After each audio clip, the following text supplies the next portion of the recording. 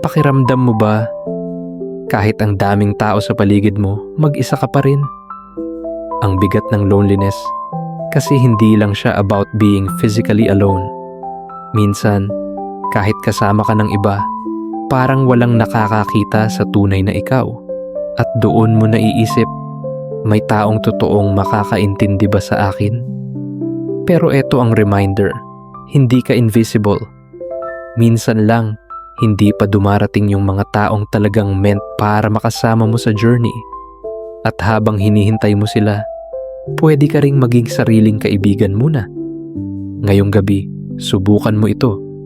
Kausapin mo ang sarili mo the way you would comfort a friend. Sabihin mo, I see you. I'm proud of you. I'm here for you. Kasi minsan, the love you're looking for outside, nagsisimula rin sa loob.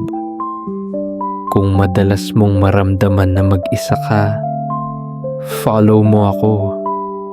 Hindi ka naglalakbay ng mag-isa. We're healing together, one soul step at a time.